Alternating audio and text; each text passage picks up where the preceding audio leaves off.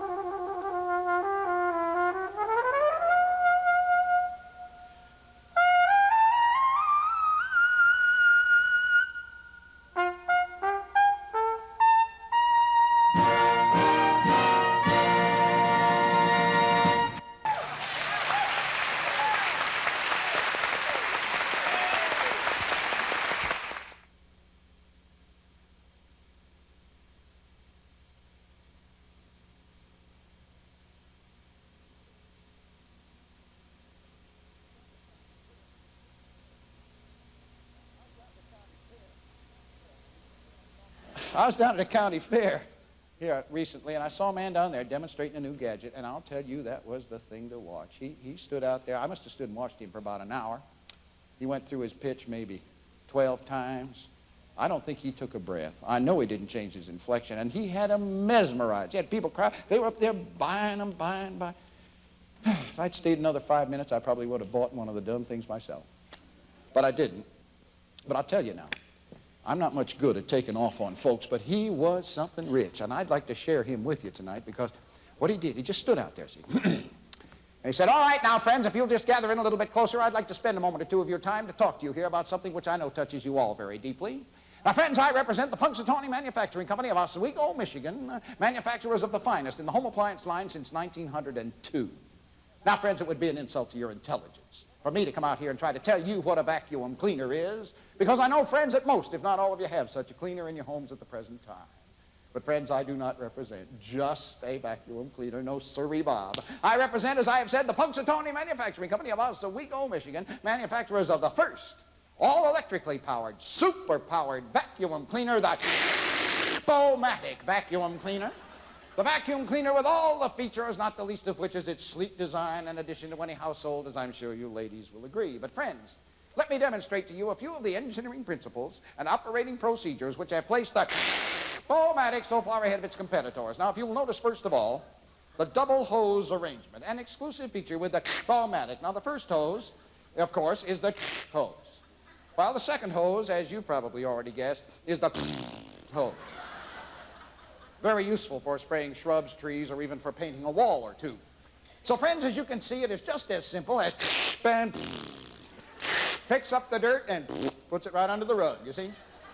Now, friends, this very double-action feature has prompted many of our satisfied users to suggest to the Punxsutawney Manufacturing Company of Oswego, Michigan, that the Bomatic be known as the Bomatic. However, for obvious reasons, this suggestion was voted down unanimously by our promotional and advertising board. But, friends, I do know that many of our satisfied users will continue to refer to their Bomatic as their Bomatic, or even to refer to it affectionately as their good old. That, of course, is up to them.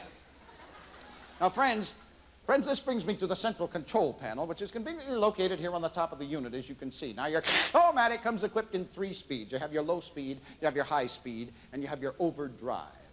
Now, in low speed, the action is roughly very useful for cleaning drapes, curtains, other fabrics of a delicate nature. Now, in high speed, the action is designed for cleaning floors, rugs, or for general utility. Now, under general utility, friends, we have a number of unique and distinctive features which, again, are exclusive with the Bomatic. For example, cooking odors. Cooking odors can be quickly dispelled by merely running the hose out the window, flipping the switch, and the atmosphere is immediately cleared. Or let us say that you are bothered with a clogged drain. Now, the Bomatic can be used in such a way as to completely eliminate the need of that old-fashioned unsanitary household standby, the plumber's friend or plunger, by merely placing both hoses simultaneously to the drain in question, gently manipulating the control back and forth and back so that the action is roughly and the drain is immediately cleared. But, thank you, friends. Thank you.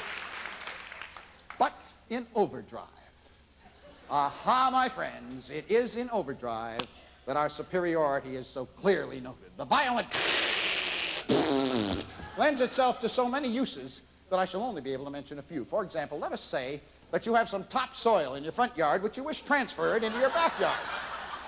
Now let the Bomatic in overdrive do that job for you. Out of the front yard, into the backyard, and the job is done. Or transplanting trees. Again, let the Bomatic take over. Small trees or shrubs, from here to there. Larger trees, and already pruned of that excess foliage for New Year's growth. Or, friends, let us say that your 6-year-old son or daughter is a half a block down the street and you want him to come home quickly. No more shouting, calling, running down the block after. No, sirree, Bob. Merely take aim with your Bomatic, flip the control to overdrive, snap the switch, and the little monster standing right beside you. Conversely, friends, let us say that a young man, a salesman like myself, should come to your front door. Now, don't slam the door in his face. No, that's discourteous.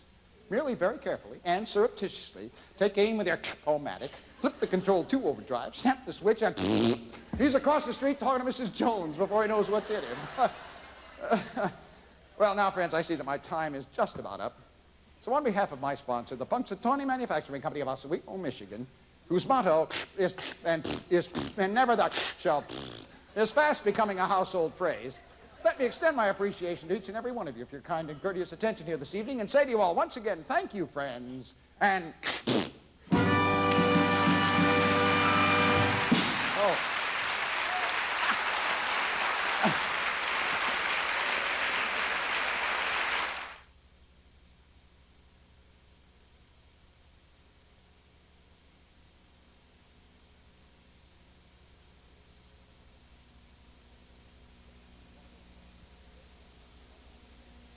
You want to build a band, huh? All right. First thing you need is a drummer. A fellow with a beat. Fast hands and flying feet. to make 'em march, to make 'em waltz, to make hands clap and feet tap. A fellow with a beat in either hand. Yeah, you gotta have a drummer if you're gonna build a band. Next, let's see. Well, starting at the bottom, you need a tuba, a big bass horn, a horn to go ooh, while the others go pop, pop, pop, pop. Gotta have a fella with lots of air, great big fella with air to spare, a fella to blow to beat the band. You gotta have a tuba if you're gonna build a band. Now the next is horns. Let's see. About 4 should do. You need a baritone and a tenor, a couple of altos, harmony horns, horns to go pa, while the tuba goes ooh.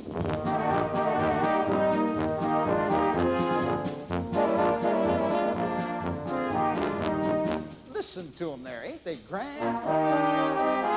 Yeah, you gotta have horns if you're gonna build a band.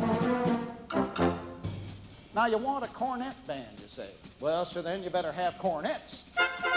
Silver ones, smooth and mellow, light and bright, with triple tongues. Melody horns to play the tune. It's mighty easy to understand why you need cornets if you're going to build a band. Now, to give your band a little spice, a pinch of piccolo is mighty nice. Nice and spicy. And how about a banjo? Oh, come on, Dave, how about it? Oh. Nothing like the twang of a banjo to give a tune a tang. Little piano on the side, stride piano, just rippling along, going along for the ride.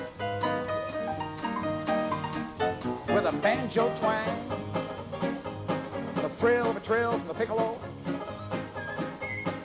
4 cornets croon the tune, the horns go pop, while the tuba goes zoom. And the drummer keeps drumming, just a beating out the beat. And there you got your band. Complete.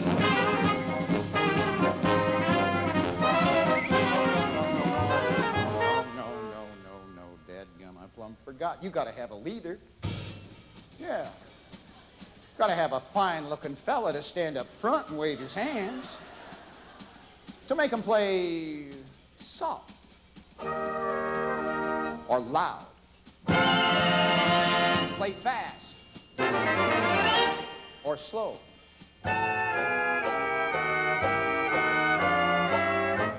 play high or low, to make him stop or to let him go.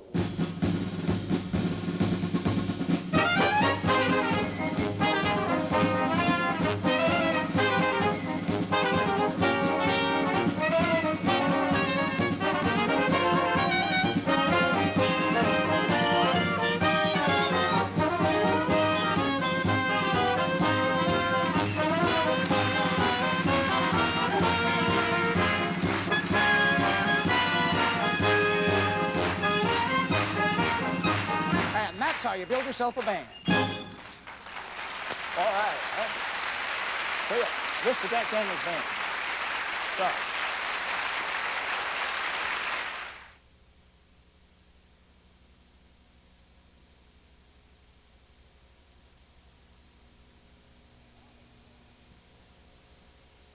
And now, as we always do here in Lynchburg, to end our little concerts, we like to end on a benedictory note. And there's probably one old hymn more than any other that is requested for this point in the program. And so this evening, ladies and gentlemen, dear friends, we give you Amazing Grace.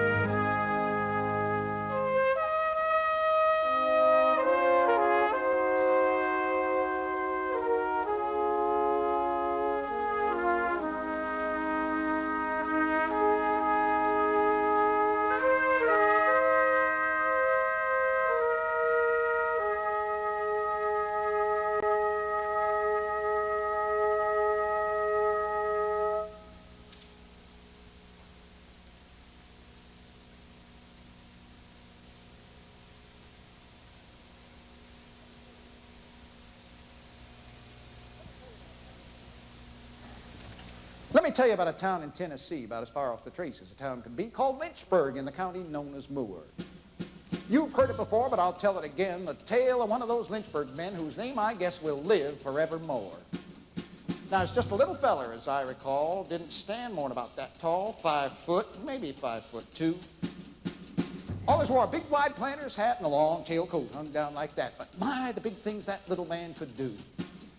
Well, he thought big, dreamed big dreams, never did anything halfway. Like the time he took it in his head that Lynchburg here was kind of dead, so he says, I'm going to town, but I'll be back. Guess he was gone better part of a week. I recall I was fishing down in Mulberry Creek when I looked up and by gum, here come Mr. Jack. He says, come on, boy, and follow me. I got something here you'll want to see. So off we trotted right on into town. And sure enough, in the back of that rig was a bunch of boxes, small and big, and here comes all the townsfolk gathered round. Well, they was curious. Never seen boxes like that before. Kind of odd shape they were. Now, he's just a little fella, you want to recall. Mr. Jack didn't stand more than about that tall, 5'2", maybe 5'3". Always wore a big wide planter's hat and a long tail coat hung down like that. About as big a little man as you'd want to see. Well, sir, he opened up the boxes. What a sight. They was full of horns, shiny and bright. The sun on the silver made it a sight to see. He just handed them out, one horn to a man, and said, learn to play 'em, boys, quick as you can. And he even handed one of them horns to me. Thank you. Now, that was in April of 92, 91. No, 92. That was the spring the cow stepped on my hand. And on July 4th of that same year, the Lynchburg folks were the first to hear Jack Daniels' original silver cornet band. And we were awful. Couldn't read music, out of tune, terrible. But we kept working, practicing like early in the morning, late at night. First thing you know, we kind of got them horns in hand. Whenever we blew, folks come on the run, because they all knew we was playing for fun in that old original silver cornet band. So whenever you listen, whenever you hear this little old band from yesteryear, I hope you'll be the first to understand. If it hadn't been started by Mr. Jack, we wouldn't have the fun of bringing back Jack Daniels' original silver cornet band.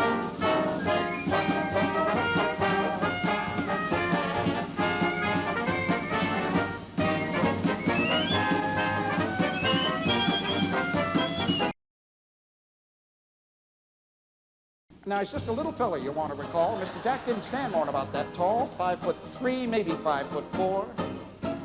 Always wore a big wide planter's hat and a long tail coat hung down like that. But I'm going to tell you something. They don't make big men. I mean really big men like little Mr. Jack Daniel. No more. No way. No how. No, sir. Come on now, let's do a little marching. You follow me.